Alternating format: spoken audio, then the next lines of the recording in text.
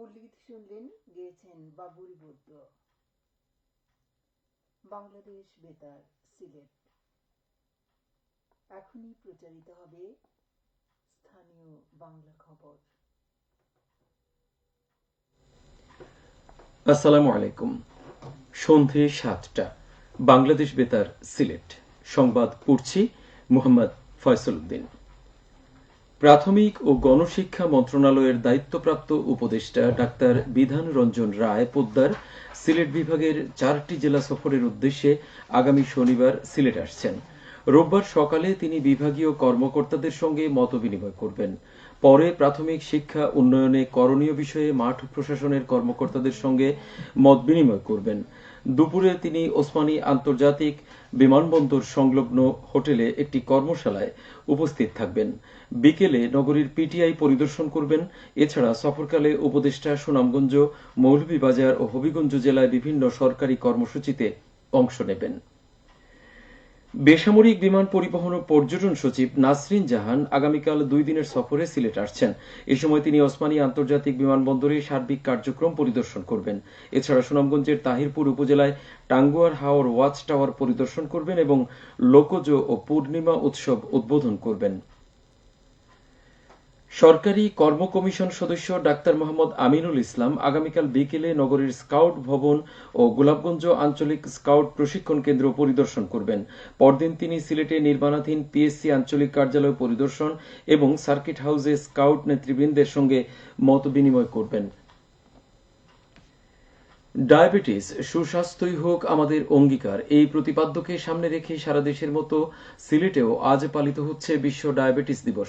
বিশ্বজুড়ে ডায়াবেটিস সম্পর্কে সচেতনতা বৃদ্ধির লক্ষ্যে প্রতি বছর এই দিনে পালন করা হয় বিশ্ব ডায়াবেটিস দিবস। বাংলাদেশে ডায়াবেটিসে আক্রান্ত ব্যক্তিদের 43.5% রোগ শনাক্তকরণের বাইরে থেকে যায়। দেশে 10% মানুষের মৃত্যু হয় এই রোগে। নীরব ঘাতক ডায়াবেটিস অসুখ অপ্রতিরোধযোগ্য। সুস্থ থাকতে নিয়ন্ত্রিত ও স্বাস্থ্যকর জীবনযাপনের পরামর্শ দেন বিশেষজ্ঞরা। ডায়াবেটিস নিয়ন্ত্রণে না থাকলে হার্ট অ্যাটাক, স্ট্রোকের ঝুঁকি বেড়ে যায়। নিয়মিত ব্যায়াম করা, সুষম খাদ্য ও ইনসুলিন গ্রহণ করা, সুশৃঙ্খল জীবনযাপনের পরামর্শ দিয়েছেন বিশেষজ্ঞরা। দিবসটি উপলক্ষে ডায়াবেটিক সমিতি সহ বিভিন্ন সংস্থা নানা আয়োজনে দিনটি উদযাপন করে। এদিকে দিবসটি উপলক্ষে র্যালি ও আলোচনা সভা অনুষ্ঠিত হয়েছে আজ মৌলভীবাজারে। জেলা ডায়াবেটিস হাসপাতাল থেকে বের করা হয় র্যালি। পরে এম সাইফুর রহমান অডিটোরিয়ামে অনুষ্ঠিত হয় আলোচনা সভা। এতে প্রধান অতিথি ছিলেন জেলা সিভিল সার্জন মামুনুর রহমান। এর আগে ডায়াবেটিস হাসপাতালে 2 শতাধিক ব্যক্তির বিনামূল্যে ডায়াবেটিস পরীক্ষা এবং ব্যবস্থাপত্র দেয়া হয়। স্বাস্থ্য বিভাগ, ডায়াবেটিস হাসপাতাল ও জেলা ডায়াবেটিস সমিতি যৌথভাবে এর আয়োজন করে। মণিপুরী সম্প্রদায়ের প্রধান ধর্মীয় উৎসব মহা রাসলীলা অনুষ্ঠিত হচ্ছে আগামীকাল মৌলভীবাজারের কমলগঞ্জে। পূর্ণিমা তিথিকে সামনে রেখে এদিন কমলগঞ্জের মাধবপুর ও আদমপুরে পৃথক 2টি অনুষ্ঠানের আয়োজনের মাধ্যমে রাস উৎসব অনুষ্ঠিত হবে। এই উপলক্ষে মেলা বসবে।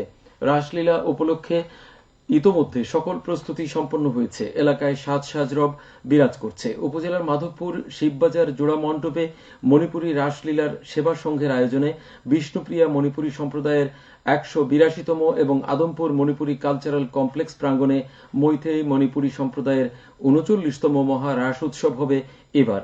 শুক্রবার দুপুরে উভয় স্থানে গোষ্ঠলীলা বা রাখাল নৃত্য এবং রাতে অনুষ্ঠিত হবে আলোচনা সভা, গুণীজন সংবর্ধনা ও রাস নৃত্য। উৎসবস্থল মাধবপুরের শিববাজার উন্মুক্ত মঞ্চ প্রাঙ্গণে হবে গোষ্ঠলীলা বা রাখাল নৃত্য। রাতে জোড়মণ্ডপে রাসের মূল প্রাণ মহা রাসলীলা। অপরদিকে উৎসবস্থল আদমপুরেও থাকবে যথারীতি রাখাল নৃত্য ও রাসলীলা। স্মরণ করা যেতে পারে, মণিপুরের রাজা ভাগ্যচন্দ্র মণিপুরে প্রথম এই রাসলীলা প্রবর্তন করেছিলেন। মণিপুরের বাইরে 1842 সালে কমলগঞ্জের মাধবপুরে প্রথম মহা রাস উৎসব অনুষ্ঠিত হয়। রাস উপলক্ষে নেওয়া হয়েছে কঠোর নিরাপত্তা ব্যবস্থা। পুলিশের পাশাপাশি সেনাবাহিনী ও র্যাবের টহলও বিদ্যমান থাকবে। মৌলভীবাজারে জোড়ে উপজেলায় দরিদ্র ও কর্মহীন চা শ্রমিক পরিবারের মধ্যে বিনামূল্যে চাল বিতরণ করা হয়েছে আজ। উপজেলা পরিষদের 6টি চা বাগানের 120টি পরিবারের প্রত্যেককে 20 কেজি করে এই চাল প্রদান করা হয়। এ সময় প্রশাসনের ঊর্ধ্বতন কর্মকর্তা, পঞ্চায়েতগণ, নেতৃবৃন্দ এবং স্থানীয় গণ্যমান্য ব্যক্তিগণ উপস্থিত ছিলেন। দুর্যোগ ব্যবস্থাপনা অধিদপ্তরের মানবিক সহায়তা কর্মসূচির আওতায় ত্রাণ মন্ত্রণালয় এই বরাদ্দ দেয়। আগামী 1 ডিসেম্বর থেকে শুরু হবে 2025 সালের এসএসসি ও সমমানের পরীক্ষায় অংশ নেওয়া শিক্ষার্থীদের ফরম পূরণ। চলবে 9 ডিসেম্বর পর্যন্ত। ফরম পূরণে শিক্ষার্থীদের তথ্য সংবলিত সম্ভাব্য তালিকা বোর্ডের ওয়েবসাইটে প্রকাশ করা হবে। সম্ভাব্য তালিকা থেকে 1 ডিসেম্বর থেকে 9 ডিসেম্বর পর্যন্ত বিলম্ব ছাড়া ফি অনলাইনে জমা দিয়ে ফরম পূরণ করতে পারবে শিক্ষার্থীরা। আর 100 টাকা বিলম্ব ফি বা জরিমানা দিয়ে শিক্ষার্থীরা 11 থেকে 14 ডিসেম্বর পর্যন্ত ফরম পূরণ করতে পারবে। এবারে শুনুন কৃষি সংবাদ। চলতি মৌসুমে 11,200 হেক্টর জমিতে আমন ধানের চাষ হয়েছে। সিলেটের জৈন্তাপুর উপজেলায় ধান কাটতে ব্যস্ত সময় পার করছেন কৃষকরা। এই সময় উপজেলার 6টি ইউনিয়নে 11,000 হেক্টর জমিতে আমনের আবাদ হয়েছে। চলতি মৌসুমে আমন ধানের উৎপাদন লক্ষ্যমাত্রা ছিল 32,600 মেট্রিক টন। সবশেষে আবহাওয়া। সন্ধে 6টা পর্যন্ত পূর্বাভাসে বলা হয়েছে সিলেট সহ পার্শ্ববর্তী এলাকার জন্য আজ কোনো সতর্কবাণী নেই এবং কোনো সংকেত দেখাতে হবে না। সিলেটে আজ সর্বোচ্চ তাপমাত্রা ছিল 31.8 ডিগ্রি এবং সর্বনিম্ন 20.3 ডিগ্রি সেলসিয়াস। বাতাসে আর্দ্রতা ছিল সকালে 77 এবং সন্ধ্যায় 62%। আগামীকাল সিলেটে সূর্যোদয় হবে 6টা 9 মিনিটে এবং অস্ত যাবে 5টা 5 মিনিটে। সংবাদ শেষ হলো। পরবর্তী স্থানীয় সংবাদ প্রচারিত হবে আগামীকাল সকাল 8টা 10 মিনিটে।